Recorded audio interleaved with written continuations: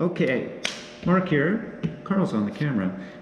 I'm going to show you how to make a very simple pinch pot or tea bowl. And we're going to show you several ways to make it, but this is probably the most basic. It's just you're making a basic kind of shape, right? Something that you could drink out of or something you could put your stuff in. But all of these have in common a kind of oval shape, and they also have a foot on it. So I'll show you how to make the basic form and then how to attach a foot onto the bottom. So I'm going to start out with about as much clay as somewhere between a baseball and a softball, maybe a little bit bigger than a baseball. And I'm going to take a little bit of clay away so that I have this for the foot. And I'm going to wedge this out, and I don't want the clay to get any drier. So I'm going to just moisten the area that I'm going to wedge on. And if you are using your board, you might want to just moisten your board a little bit, not soggy wet, not water spilling off it, but just so it's a little bit moist. So as you're wedging, you don't dry out the clay anymore. Yeah, otherwise the wood is going to take the moisture out of your clay. Right. And if you get it sloppy wet, it's just going to be slimy, messy, and slip around. Right. And that's a good point, is that as you're using the clay and get to know it, you're going to realize that it completely changes as you're using it more and more. It dries out. And so how do you add water into it? How do you take water away from it and that kind of thing? Okay, so this clay is all ready to go. It's nicely wedged up. This clay is going to be for my foot. And I'm going to make this into a ball at first. And again, I'm shooting for a shape kind of like these. And later on, with one of these shapes, I might decide I want to really thin it out and make it differently. But to start out with, get my thumb a little bit wet, and I'm going to choose place in the middle, and I'm going to simply drill down until I can put my palm on this side. I can feel myself getting close to the other side. So what is your thumb on the inside doing, and what are your fingers on the outside doing? Okay, on the inside, my thumb is all the way to the bottom, and on the outside, I am pressing against these two fingers like this. So you're pinching the clay. Pinching, and that's then causing the clay to go up towards my hand.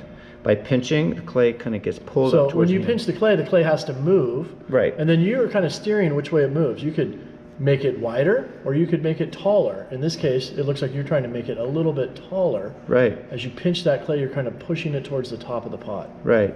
And you see how each time I'm also moving my hands a little bit. I pinch, right, and I move my hands. So again, starting way down here. Now there's another little motion that you start with your hand now. Now that's just pinching like this, and if you notice, I'm pinching, but my thumb is not moving. It's just pinching, and the clay gets pushed up that direction. You get it? Right. Now, one of the big tendencies is that as you're doing this, this shape just goes out like a V shape. And it gets wide like a flat bowl. Right.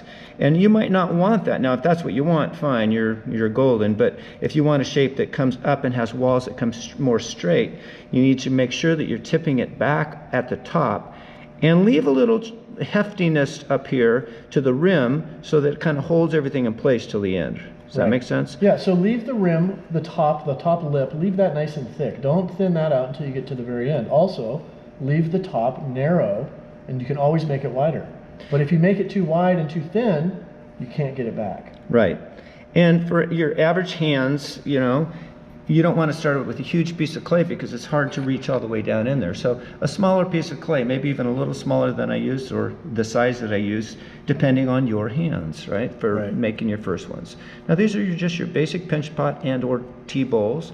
And you can see, here's another move, is that I'm going to start refining, and you'll notice that I reach over here and get my hands just a little moist, not sopping wet. Tiny bit moist, not too tiny, much. Yeah. You don't want it just gets gooey. You don't want the gooiness. Avoid the gooey factor.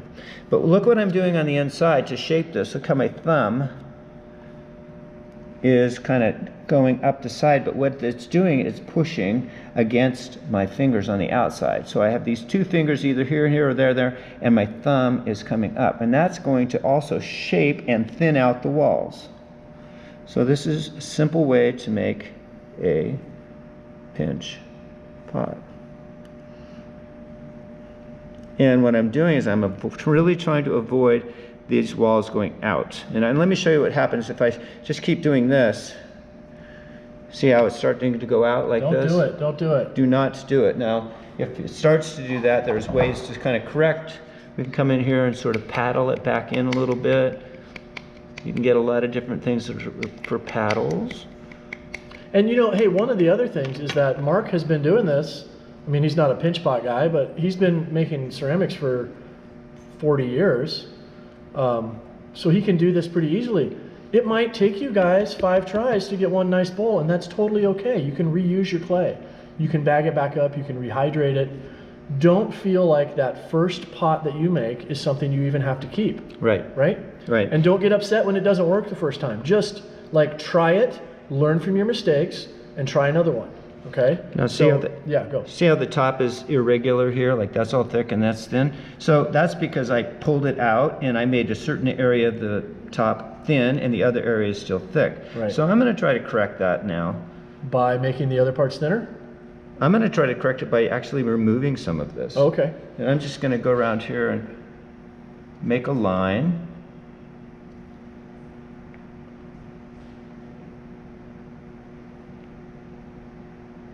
And I'm doing this because I'm adapting because it's not quite what I wanted. I screwed up in my own mind because I went out too far.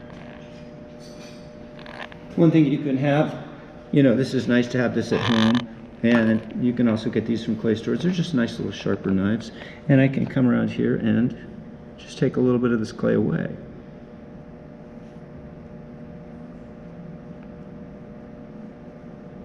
There, so you just, I mean, even if you had a terribly uneven rim, you can just even it out really quick by cutting off some of the clay. Right, so that's much more even. And now I'm going to go back and I'm going to give this shape what I want. Nice. All right. Now, in my mind, I'm going to let this get, this is wet clay, and once I have the basic form that I like, I'm going to let it dry until it's leather hard, and at that point I'm going to carve away at it and do different things to it to make it thinner and to refine the shape. So when clay's wet like this, you only want to do a certain amount of things. And then you kind of got to stop and wait until it's the right dryness to do something else. So this is crazy wet clay, really gooey, really plastic. And so what I do want to do last is put a foot on the bottom of it. A foot like that. Are you going to do that now, or are you going to let it dry first? I'm going to go ahead and put the foot on now. Okay. And then we can carve away at it later.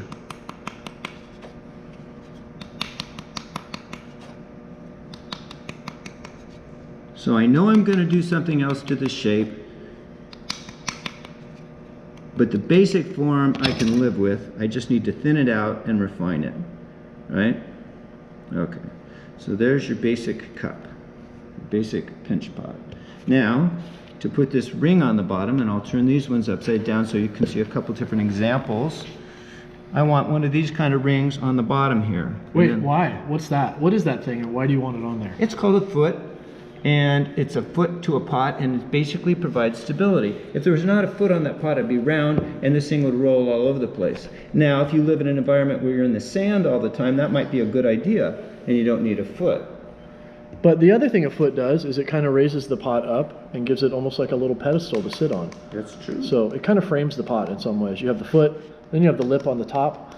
You know, if those are nice and clean and crisp, those look good. The rest of the pot can be a little wonky, and it still makes sense. But that foot is pretty important. And also, if you're using it as a tea bowl, that foot is where you put your fingers on the bottom when you're drinking out of it. Okay, so if I'm going to make a foot and put it on there, I'm going to roll out the approximate shape of a coil, the thickness of the coil that I want. And notice I'm doing it here on the moist part, because if I rolled clay out over here, look how the canvas is turning moist, and all that moisture is eventually coming out of the clay. And then the clay gets dried out, and then when you bend it, it kind of cracks. It's just not as plastic anymore. Yeah, it works. There you go. Okay. So now we're going to... Yeah, all right. Okay, so here is this, and I'm getting this close to the thickness of a coil that I want, but I'm rolling it out on a moist area so I do not dry it out too much. Now this other piece came right from here, but I did this for a while in order to dry it out, and the canvas became moist. Now if you look at this, you can see how nice and bending this is. There's no cracks because this clay has a lot of moisture, and I'm going to be able to come here and make the foot the size that I want it to be. Now maybe I decide that's as big as I want it. Maybe I can set it over here and go like this. See how I cut down through both sides? And I take that away and that away, and I can set it up here and see what I want. To me, that's way too wide, so I'm going to need to make it narrower. So to make it narrower, I'm just going to simply put that over on the top, kind of inch in here a little bit, and maybe cut it again. Right? Now, this clay bends and it's nice and plastic because I didn't let any of the moisture leave by working it too long. This other piece I rolled out here and all the moisture came out, and this bends, and watch what happens when I try to bend a piece of clay that is dried out. Yeah. So once you get your clay to that point, what are you going to do with it? You're going to rehydrate it. You have to You're just not going to rehydrate. use it right now. Right. Yeah. So you'll take all your bits and pieces and you can put them in a bag and put a little bit of water in the bag. Yeah. And then make sure it's airtight and leave it outside somewhere where it's not going to accidentally drip on your stuff in your house. And overnight it should re-moisten. So anyways, I get to this and I'm looking over here and I'm thinking I still want that a little bit more refined and a little bit narrower. So I'm going to go like this.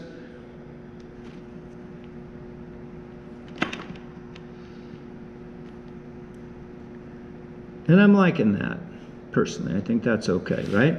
So I want that on there. Now, Carl, if I want this to stick on there, this together, can I just stick it together? Yeah, just lick it. Lick it? No, don't do that. Don't do that? Okay. And can I just put that on there? You can just hope that it sticks. You just put it together with hope. Yeah, you have almost no chance that it's going to actually stay there and go through the firing. You might actually push on it and it seems to stay and it doesn't fall off, but in the firing it will come right off. So, what do you need to do, Carl? You How am I need going to to get that? score and slip. Slip and score. And so, all I'm going to do is rough up one surface, and you make marks one direction and then you make them the other direction. What you do is you start creating a slip in place. Right? I don't even know what a slip is. What's a slip? Oh, a slip is liquid clay. Clay in liquid suspension. So clay has a bazillion names for the different types of clay. There's wet clay for working. There's slip, which is liquid clay. There's leather hard clay, which you can bend, but it's a lot firmer. There's bisqueware clay that's been fired once, right? Okay, so slip is liquid clay, and what you just did is you scored the clay and you added water as you were scoring it. Scoring is another word for scratching. You're scratching the clay. Mm-hmm. And as you scratch the clay with water, you kind of made a little slurry, and then you just push those two pieces together. Right. And so now that slurry kind of goes into all those little scratchy cracks, and that's what attaches the clay together. It's kind of like welding. Mm-hmm. All right, so now Mark's making a little line